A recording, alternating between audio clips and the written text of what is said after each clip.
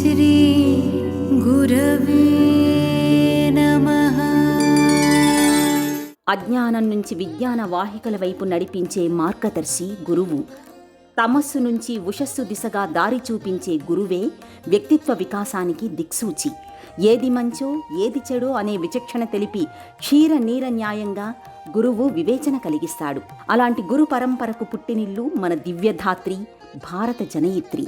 అనంత సంసార సముద్రతార నౌకాయితాభ్యాం గురుభక్తిదాభ్యాం.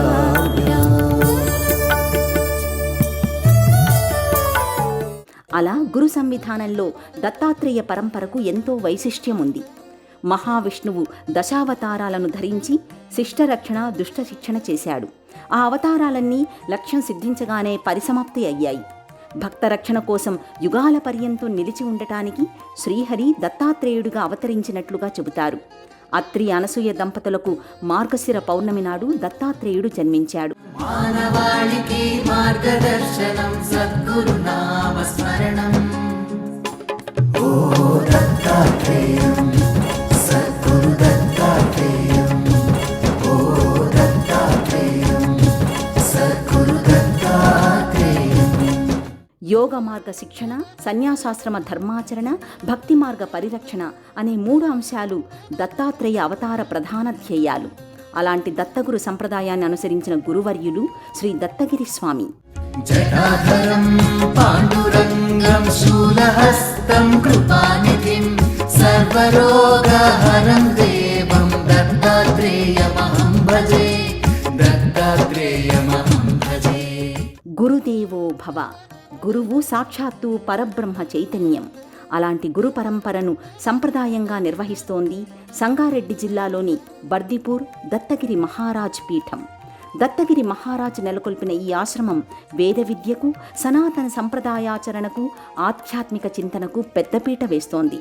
ప్రస్తుతం అవధూతగిరి మహారాజ్ పీఠం బాధ్యతల్ని నిర్వహిస్తున్నారు. దత్తగిరి మహారాజ్ కుల, వర్గ, వర్ణ విచక్షణ లేకుండా విద్యార్థులందరికీ వేద విద్యను అందించే సంప్రదాయానికి శ్రీకారం చుట్టారు. గత 35 సంవత్సరాలకు పైగా వందలాది మంది విద్యార్థులకు వేద విద్యను అందించారు. అందరికీ వేదం, అందరిది వేదం అనే నినాదంతో ఆశ్రమంలో వేద విద్యాభ్యాసాన్ని కొనసాగిస్తున్నారు. వేదం మన జీవన నాదం, జీవన సంవిధానం. వేదం మన భారతీయ సంస్కృతిలో ప్రధాన భాగం. వేదతత్వం సనాతన ధర్మానికి ముఖ్య భూమిక. అందుకే 6 సంవత్సరాల వేద విద్య కోర్సును ఇక్కడ ఏర్పాటు చేశారు. 100 మందికి పైగా వేద విద్యార్థులు ఇక్కడ వేద పాఠశాలలో విద్యనభ్యసిస్తున్నారు.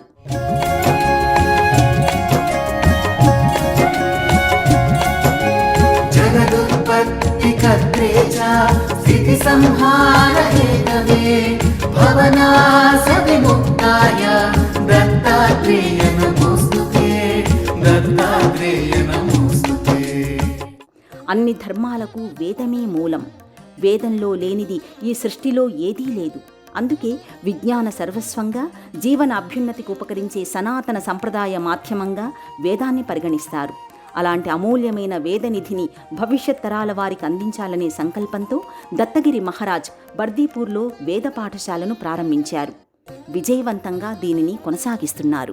దత్తగిరి స్వామి పూర్వాశ్రమం నామం నాగేంద్రయ్య. దత్తాత్రేయ భక్తుడైన నాగేంద్రయ్య మహాయోగిగా అవతరించాడు. దత్తగిరి మహారాజ్ బళ్ళాపురంలో జన్మించారు. మావర్ఘర్ పీఠాధిపతుల సమక్షంలో సన్యాసాన్ని స్వీకరించారు. దత్తక్షేత్రం గాణగాపూర్లో దత్తగిరి స్వామి ఎన్నో సంవత్సరాలు దత్తాత్రేయ ఆరాధనని, అనుష్ఠానాన్ని కొనసాగించారు. శ్రీ దత్త చరిత్ర ప్రకారం అత్రి అనసూయ దంపతుల కుమారుడైన దత్తాత్రేయ స్వామి తన అవతార నిర్వహణలో ఏ ప్రదేశాలను సంచరించారో ఆ ప్రదేశాలన్నింటా దత్తగిరి మహారాజ్ పర్యటించారు. దత్త సంప్రదాయాన్ని ప్రచారం చేశారు. శ్రీశైల మహాక్షేత్రాన్ని దర్శించి అక్కడ బ్రహ్మగిరి, రుద్రగిరి, విష్ణుగిరి అనే పేరిట ఉన్న 3 పర్వత ప్రదేశాలలో దత్తుడి విగ్రహాలను ప్రతిష్ఠించారు. ఆ తర్వాత బర్దిపూర్కి విచ్చేశారు.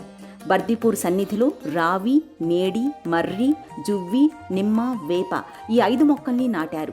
అక్కడే దత్తుడి విగ్రహాన్ని నెలకొల్పి 12 సంవత్సరాల పాటు బర్దిపూర్లోనే దత్తారాధనలో నిమగ్నమయ్యారు.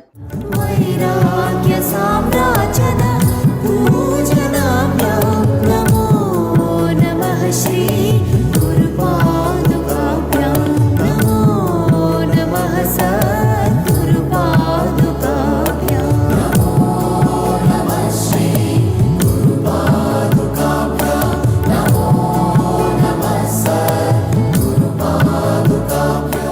12 సంవత్సరాల కాలంలో ఈ 5 దేవతా వృక్షాలుగా ఆకృతి దాల్చాయి. ఈ వృక్షాలలో రావి విష్ణు స్వరూపం, మేడి దత్తాత్రేయ స్వరూపం, మర్రి దక్షిణామూర్తి స్వరూపం, నిమ్మ క్రియాశక్తి స్వరూపం, వేప ఇచ్ఛాశక్తి స్వరూపంగా భావిస్తారు. ఈ 5 వృక్షాల ఏకీకృత ఛాయలో బర్దిపూర్ దత్తగిరి ఆశ్రమం ఆకృతి దాల్చింది. సదాశివ సమారంభాం శంకరాచార్య మధ్యమాం అస్మదాచార్య పర్యంతాం వందే గురు పరంపరాం. శ్రీ దత్తగిరి మహారాజు గారు 12 సంవత్సరాలు కఠోరమైనటువంటి తపస్సు చేసి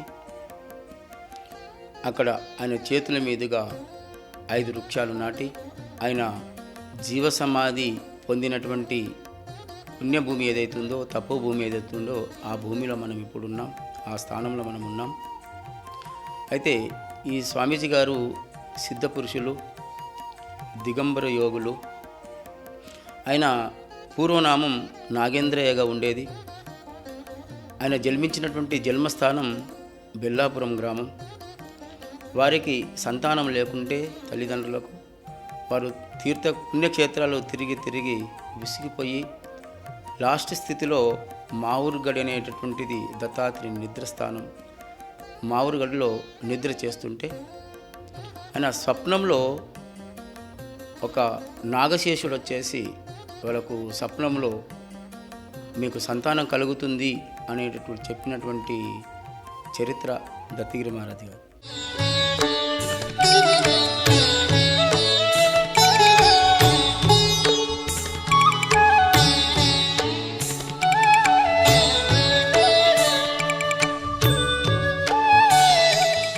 రేవణ సిద్ధయ్య వీరమ్మ దంపతులకు వరపుత్రుడిగా నాగేంద్రయ్య జన్మించారు.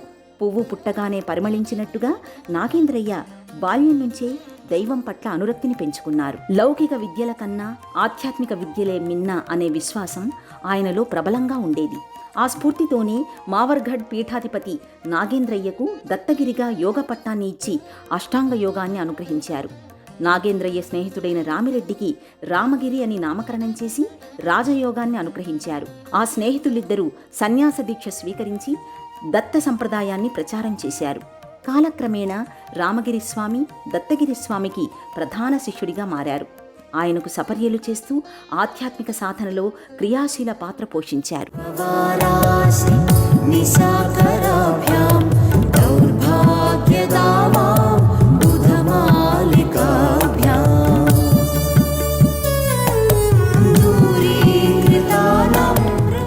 ఆశ్రమ ప్రాంగణంలో దత్తగిరి స్వామి నిలువెత్తు చిత్రపటం ఆకట్టుకుంటుంది. ఇదే ఆవరణలోని ఓ మందిరంలో దత్తగిరి స్వామి విగ్రహం ప్రత్యేకంగా నెలకొని ఉంటుంది. ధ్యాన భంగిమలో ఉన్న ఈ విగ్రహాకృతి క్రింద దత్తగిరి సమాధి ఉంటుంది. భక్తులు ఈ సన్నిధిని పరమ పవిత్ర ప్రదేశంగా భావిస్తారు. అందరిలో ఉన్న ప్రాణశక్తి ఒక్కటే, అందరిలో సంచరించే ప్రాణవాయువు ఒకటే, అందరి హృదయంలో ఒకేలా స్పందనలు ఉంటాయి. వ్యక్తులందరిలో ప్రవహించేది ఎరుపు రంగు నెత్తురే. మనిషిని మాధవుడు ఎలాంటి తరతమ భేదాలు లేకుండా ఒకే స్వరూపంలో సృష్టించాడు. వ్యక్తుల ముఖ కవళికలు, వర్చస్సు, రూపురేఖల్లో తేడాలు ఉండవచ్చు, కానీ మనిషి ఆకృతి ఒక్కటే. మరి అలాంటప్పుడు వ్యక్తుల మధ్య ఈ తరతమ భేదాలెందుకు? వర్ణ, వర్గ, మత, కులపరంగా ఎవరికి వారు విడిపోవడం ఎందుకు? సర్వజన ఏకీకృతమే మన అభిమతం కావాలి అని ప్రబోధించారు దత్తగిరి స్వామి. యోగ సాధకుడైన దత్తగిరి స్వామి ఇచ్చిన స్ఫూర్తితో ఎందరో ఆయనకు శిష్యులయ్యారు. ఆయన చూపించిన బాటలో ముందుకు కొనసాగారు. గాలయ్య పెద్దస్వామిగా వ్యవహరించే ఒక శిష్యుడు దత్తగిరి స్వామికి ప్రియ శిష్యుడయ్యాడు. తన 16వ ఏటనే సన్యసించి తన జీవితాన్ని దత్తగిరి స్వామి నెలకొల్పిన ఈ ఆశ్రమానికే అంకితం చేశారు. అలాగే సిద్ధయ్యేశ్వర స్వామి అనే మరో శిష్యుడు సైతం దత్తగిరి స్వామికి శిష్యుడై ఆశ్రమ సముద్ధరణలో, ఇక్కడ జరిగే నిత్య నైమిత్తిక వ్యవహారాలలో కీలక భూమిక వహించారు. గాలయ్య స్వామి, సిద్ధయ్యేశ్వర స్వాముల ఆధ్వర్యంలో దత్తగిరి స్వామి అనంతరం ఆశ్రమంలో ఉత్సవాలు, ఇతర కార్యక్రమాలు ఎంతో ఘనంగా కొనసాగాయి.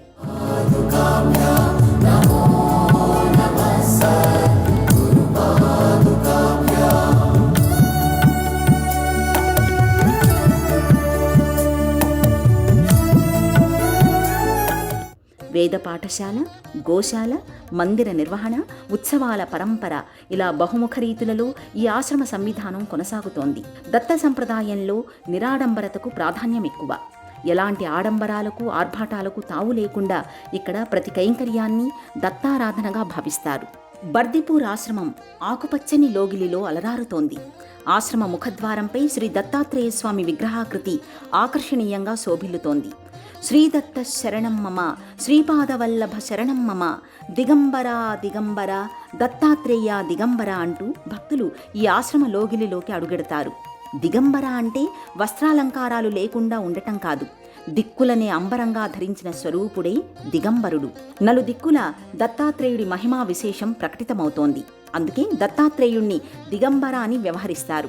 ఆశ్రమంలో ప్రధాన సన్నిధి దత్త మందిరం. ఈ మందిరంలో శ్రీ గురుదత్తుడు పాలరాతిమూర్తిగా దర్శనమిస్తాడు. స్వామి త్రిముఖాలతో ఆవును వాహనంగా చేసుకుని మునిపుంగవుడిలా గోచరమవుతాడు. స్వామి 2 చేతుల్లో ఎలాంటి ఆయుధాలు లేకపోవడం మరో విశేషం. శ్రీహరికి ఎన్నో ఆయుధాలు ఉంటాయి, కానీ దత్తుడు ఆయుధరహితుడు కావటం వల్ల ఆయనను వైరాగ్యమూర్తిగా భావిస్తారు. మానవాళికి మార్గదర్శనం సద్గురు నామ స్మరణం. ఓ దత్తాత్రేయం, సద్గురు దత్తాత్రేయం, ఓ దత్తాత్రేయం. దత్తాత్రేయుడు తనకు ప్రియమైన ఔదుంబర వృక్షం కింద కొలువై ఉంటాడు. ఔదుంబర వృక్షం అంటే మేడి చెట్టు. మేడి పండు పైకి మిసమిసలాడుతూ కనిపిస్తుంది, కానీ లోపల పురుగులతో నిండి ఉంటుంది. ఈ ప్రపంచంలో కూడా పైకి అందంగా ఆహ్లాదంగా ఉంటుంది, కానీ అంతర్గతంగా ఎన్నో సమస్యలు లోపాలు ప్రపంచాన్ని పట్టి పీడిస్తుంటాయి. వాటిని తొలగించుకోవాలంటే దత్తారాధనే తరుణోపాయంగా చెబుతారు. గురుదత్తుడు యోగీశ్వరుడిగా తన మూర్తిమత్వాన్ని చాటుకుంటున్నాడు. గురు పరంపరకి ఆద్యుడిగా దత్తాత్రేయ స్వామిని భావిస్తారు.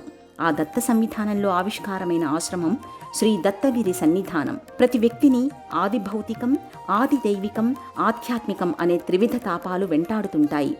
వీటినే తాపత్రయాలు అంటారు. ఈ తాపత్రయాల నుంచి ఉపశమనం పొందడానికి దత్తారాధన ఉపకరిస్తుంది. దత్తగిరి స్వామి నాది, నేను, నాకు అనే వ్యక్తి భావజాలాన్ని విడనాడి మనది, మనం, మనకు అనే సమష్టి భావాల్ని అందరూ అలవర్చుకోవాలని ఉపదేశించారు. బర్దిపూర్ దత్తగిరి స్వామి ఆశ్రమంలో 12 జ్యోతిర్లింగ మందిరం ప్రత్యేక ఆకర్షణ. ఆశ్రమ మందిరంపై త్రిశూలాకృతి ఉంటుంది. ఆలయ గోపుర ప్రాకారాలపై నందియుక్తంగా శివలింగం దర్శనీయమవుతుంది. 12 జ్యోతిర్లింగ మంటపం ముంగిట భారీ శివలింగాకృతి నెలకొని ఉంటుంది. వివిధ స్వరూపాలలో ఆకృతులలో ఉండే శివలింగాలకు ఇక్కడ త్రికాల రుద్రాభిషేకాన్ని వేద విద్యార్థులు నిర్వహించడం విశేషం. మనోబుద్ధ్యహంకార చిత్తాని నాభం న చ శ్రోత్ర జిహ్వే న చ ఘ్రాణ నేత్రే న చ వ్యోమ భూమిర్న తేజో న వాయుః చిదానంద రూప శివోహం శివోహం చిదానంద రూప శివోహం శివోహం. ఆశ్రమాన్ని దర్శించడానికి వచ్చిన భక్తులు స్వయంగా ఈ శివలింగాకృతుల్ని అభిషేకించుకోవడానికి వెసులుబాటు ఉంటుంది. ఈ మందిరంలోనే గణపతి, కుమారస్వామి దివ్యమంగళ విగ్రహాలు విలసిల్లి ఉంటాయి. నాగేంద్రహారాయ త్రిలోచనాయ భస్మాంగరాగాయ మహేశ్వరాయ నిత్యాయ శుద్ధాయ దిగంబరాయ తస్మై నకారాయ నమశివాయ అంటూ భక్తులు వివిధ శివస్థుతుల నేపథ్యంగా ఈ శివలింగాకృతుల్ని అభిషేకిస్తారు, అర్చిస్తారు. సుమారుగా 24 సంవత్సరాలు ఒక దిగంబరు ఉండే అనుష్ఠానం చేసినట్లాంటి సత్పురుషులు. దిగంబరంటే కేవలం దత్తావతారం. మన మంత్రం చెప్పుకుంటాం, దిగంబర దిగంబర శ్రీపాద వల్లభ దిగంబర అని. ఈ మంత్రం అర్థం ఏముండదంటే సంతుల పేర్లన్నీ మంత్రాలే. మనకు అనేక మంది సంతులు వచ్చారు, అనేక మంత్రాలు అయినాయి. ఈ మంత్రాలు ఎన్ని ఉన్నాయంటే 7,000,000 మంత్రాలు ఉన్నాయి. ఈ 7,000,000 మంత్రంలో విశేషమైన మంత్రం ఏదంటే అది దిగంబరది విశేషమైనట్లాంటి మంత్రం. మన కల్లమాప్రభు కానీ, బక్కప్రభు కానీ, మీరాబాయి, సంతుకారం, జ్ఞానేశ్వరుడు, బసవేశ్వరుడు అటువంటి ఎంతోమంది స్వామీజీలు వచ్చిండ్రు. దశావతారం కృష్ణుడు వచ్చిండు, కృష్ణుని పేరే మంత్రం. రాముని పేరే మంత్రం మనకు. అటువంటి స్వామీజీల పేర్లన్నీ మంత్రాలే. అందులో విశేషమైన మంత్రము దిగంబరది. దిగంబర అంటే కేవలం దత్తావతారం. ఈ దత్తావతారము 33 కోట్ల దేవతలకు గురువు ఎవరంటే కేవలం దత్తాత్రేయుల వారే 33 కోట్ల దేవతల గురువు అయినట్లాంటిది. అటువంటిది అద్వైత సాంప్రదాయకము. అద్వైతం అంటే ద్వైతము అద్వైతం రెండు ఉన్నాయి. ద్వైతం అంటే రెండు, అద్వైతం అంటే ఒకటి. ఏక నిరంజన్ దోసుకు, ఏకంలో అనేకమైన, అనేకంలో మళ్ళీ ఏకం. అద్వైత సాంప్రదాయకం అనేటట్లాంటిది. ఆ దత్తగిరి మహారాజు ఈ భాగం లోపల కుల మతాల ఘర్షణ జరిగినప్పుడు స్వామీజీ గారు కేవలం మానవ ధర్మాన్ని ఉపదేశించినట్లాంటి చరిత్ర ఈ యొక్క దత్తగిరి మహారాజ్ ఆశ్రమం.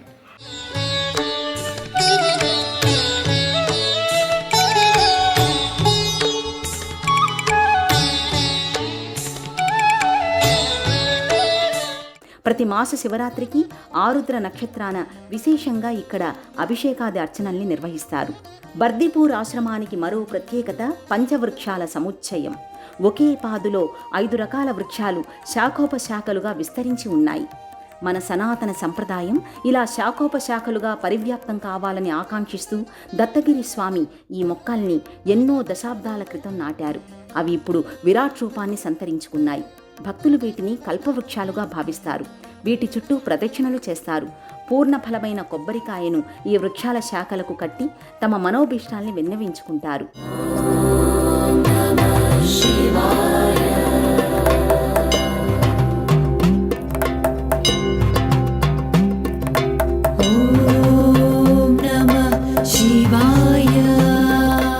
విద్య, ఉద్యోగం, వృత్తి, వ్యాపారం, వివాహం, సంతానం ఇలా అభీష్టం ఏదైనా సరే ఈ కల్పవృక్షానికి పూర్ణ ఫలమైన నారికేళాన్ని కడితే చాలు ఆ అభీష్టం సాకారమవుతుందని భక్తుల ప్రగాఢ విశ్వాసం. తమ అభీష్టాలు నెరవేరాక భక్తులు ముడుపుగా కట్టిన కొబ్బరికాయను ఇక్కడ నిత్యం జరిగే దత్తహోమంలో సమర్పిస్తారు. ఈ పంచవృక్షాల సమీపంలోనే శివలింగాకృతి, దత్తాత్రేయ స్వామి విగ్రహం, ఆంజనేయ స్వామి విగ్రహాలు ఉంటాయి. ఇక్కడికి సమీపంలోనే నవగ్రహ మందిరం నెలకొని ఉంటుంది.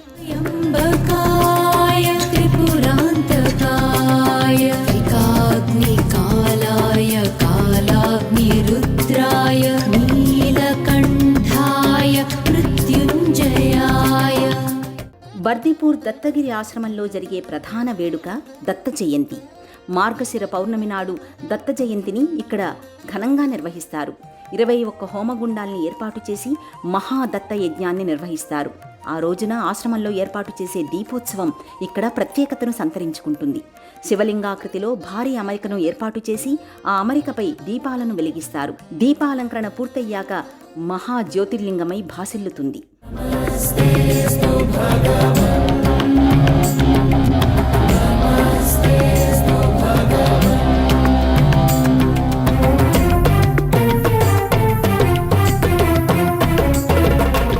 ఋషిపీఠం మన సంప్రదాయానికి ఆధార భూమిక.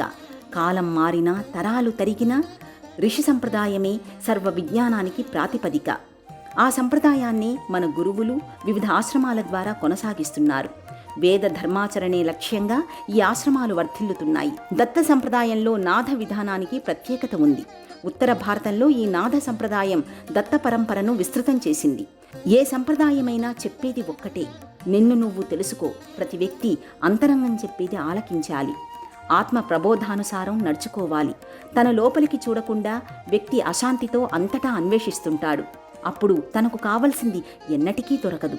చివరికి ఆ అసంతృప్తి, ఆవేదన, ఆక్రోశం జీవన పర్యంతం కొనసాగుతుంది. ఆత్మ విచారమే అసలైన విచారణ అనేవారు దత్తగిరి స్వామి. అన్ని మతాలు, అన్ని మార్గాలు ఒకే ప్రదేశానికి తీసుకువెళతాయి. ఆ భావనలో అంతిమ లక్ష్యాన్ని చేరుకోవడానికి ఆత్మనిష్ఠులై విరాజిల్లాలని స్వామీజీ సందేశం.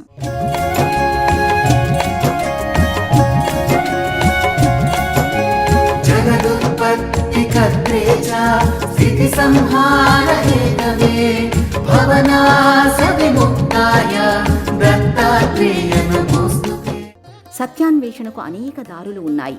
ఎవరు ఏ దారిలో ప్రయాణించినా చేరుకునే గమ్యం మాత్రం సత్యానికే. బాహ్య సౌందర్యం కన్నా ఆత్మ సౌందర్యం మిన్న.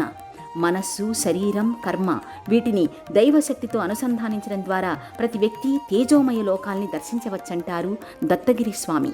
కుల, వర్గ, వర్ణ విచక్షణ లేని వేదాధ్యయనం, ధర్మయుత కర్మాచరణ, సమానత్వ సాధనతో ఆధ్యాత్మిక చింతన అనే 3 అంశాల ప్రాతిపదికగా కొనసాగుతూ బర్దిపూర్ దత్తగిరి ఆశ్రమం సనాతన ధర్మ మార్గంలో మరింతగా పురోగమిస్తోంది, ఆదర్శప్రాయంగా నిలుస్తోంది.